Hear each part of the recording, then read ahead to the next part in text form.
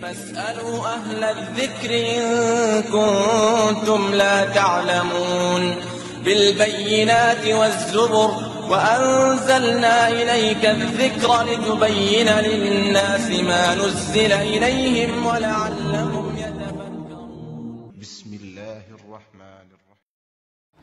وعليكم السلام ورحمة الله. الحمد لله والصلاة والسلام على رسول الله أما بعد. আল্লাহর এক বান্দি প্রশ্ন করেছেন যে মহিলারা যখন ঋতুবতী হয় তখন তাদের জন্য নামাজ পড়া, সিয়াম রাখা, কোরআন পড়া এগুলো নিষেধ হয়ে যায়। তো প্রশ্ন হলো যে এই ঋতুকালীন সময়ে কোরআন কি স্পর্শ না করে কেউ খুলে দিল অথবা মুখস্থ পড়া যাবে কি না? জাযাকাল্লাহু খাইরান, একটি গুরুত্বপূর্ণ প্রশ্ন। এমর্মে প্রথমে বলবো যে কোরআন তিলাওয়াত এবং কোরআনুল কারীমকে স্পর্শ করা নিয়ে যে মাসালাটি রয়েছে এটি একটি ইখতিলাফি মাসালা। আল্লাহ রাব্বুল আলামিনের কালামে রয়েছে লা ইয়ামাসসুহু ইল্লাল মুতাহহারুন, যে ওটাকে স্পর্শ করে না পবিত্রগণ ব্যতীত। তো এটা যে কোরআন স্পর্শ করার ব্যাপারে যে মাসালাটা যেটা বললাম এটা নিয়ে ইখতিলাফ। কেউ কেউ বলেছেন যে কোরআনকে স্পর্শ করা যাবে যদি সে ছোট নাপাকিতে থাকে, যেটার জন্য অজু প্রয়োজন হয়। আর কেউ কেউ বলেছেন যে না, অজু কোরআনকে স্পর্শ করতে হলে ছোট নাপাকি থেকেও পবিত্রতা অর্জন করতে হবে, অর্থাৎ অজু করে পরিপূর্ণ পবিত্রতা অর্জন করে নিতে হবে। তো এক্ষেত্রে বলবো যে উভয় পক্ষেরই যুক্তি বা দলিল রয়েছে। তো বিষয় হলো যেটা যে ইখতিলাফ থেকে বেরিয়ে যাওয়া, নিরাপদে থাকা, সেটা হলো কোরআনকে স্পর্শ করা অজুর সহিত। এতে করে কোনো প্রশ্ন আর থাকে না।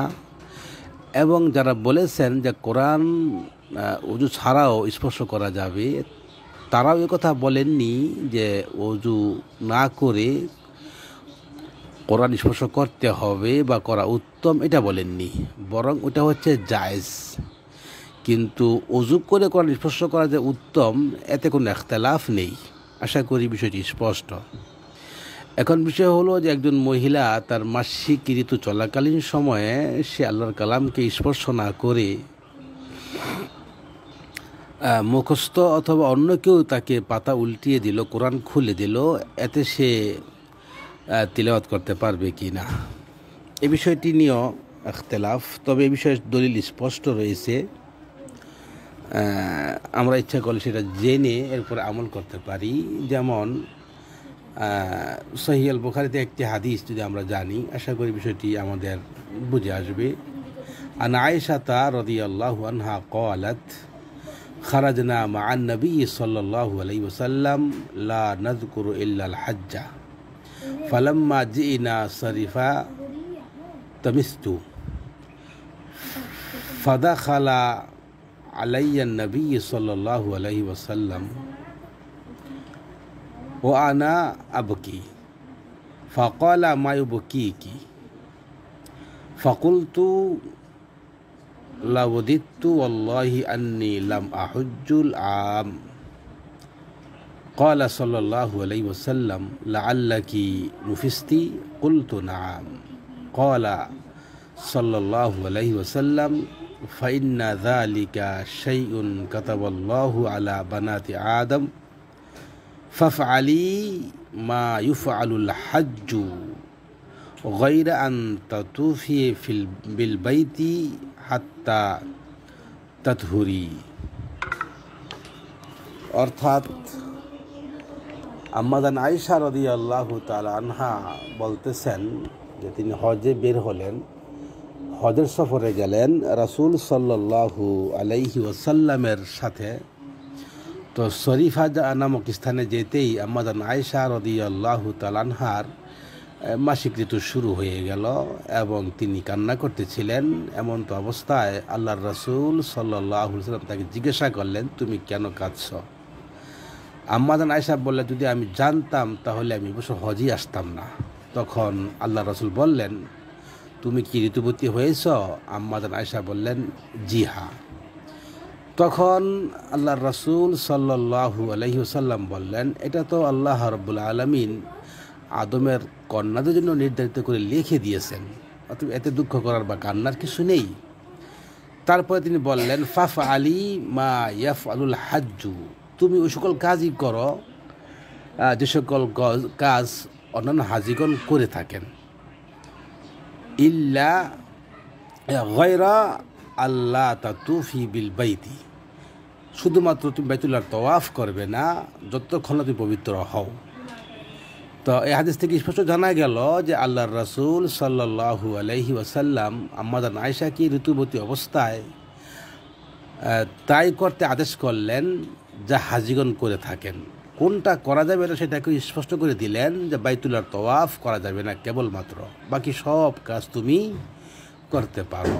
তো হাজিগণ তাসবিহ, তাহলিল, তাহমিদ অর্থাৎ আল্লাহ রাব্বুল আলামিনের মহিমা, গুণগান, প্রশংসা, পবিত্রতা বর্ণনা করবে এবং কোরআন পাঠ করবে। এগুলো হাজিদের কাজ, এগুলো হাজিদের জিকির, তো সেগুলো করতে পারবে। আম্মা জান আয়েশাকে আল্লাহ রাসূল স্পষ্ট করে বলে দিলেন যেটা করা যাবে না সেটা হলো বাইতুল্লাহর তওয়াফ।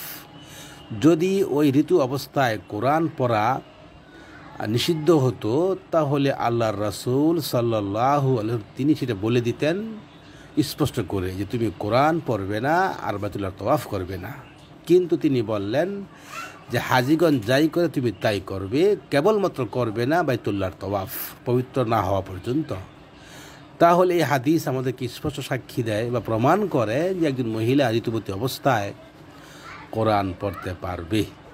তো বলছিলাম যে এখন যেহেতু ইখতিলাফ আছে স্পর্শ করার ব্যাপারে, তাই সেক্ষেত্রে সতর্কতামূলক বা নিরাপদ যেটা সেটা হলো স্পর্শ না করে যদি একজন মহিলা ঋতুবতী অবস্থায় মুখস্থ পড়ে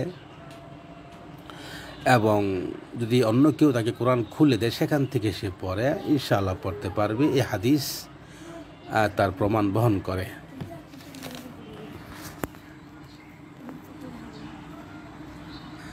এছাড়াও আরও যে সকল দলিল রয়েছে, যেমন আল্লাহর রাসূল সাল্লাল্লাহু আলাইহি ওয়াসাল্লাম বিভিন্ন কাফের মুশরিক বাদশাদের নিকট তিনি কোরআনের আয়াত লিখে এবং বিষয়বস্তু লিখে পত্র লিখতেন, যেগুলো ওই কাফের মুশরিক যারা একেবারেই নাপাক, যারা হুকুমি নাপাক, জাতিগতভাবে নাপাক, তারা সেই আরবি কোরআনের আয়াত যেখানে ছিল সেই চিঠি তারা স্পর্শ করে তারা পড়ত। তাহলে এটাও তারা নিয়ে আসছেন যারা বলেছেন যে কোরআন ওযু ছাড়াও পড়া যায়। তো এরকম দলিল রয়েছে। অতএব তারপরেও বলব বিষয়টি যেহেতু ইখতিলাফ, তাই সেক্ষেত্রে সতর্কতামূলক অবস্থানে থাকাটাই হচ্ছে উত্তম।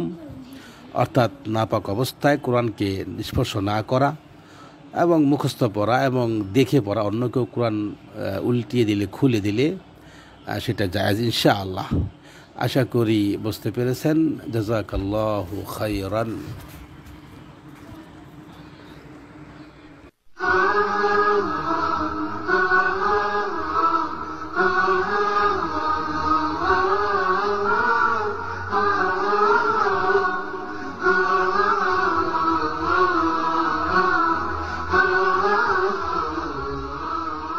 اذكروني أذكركم واشكروا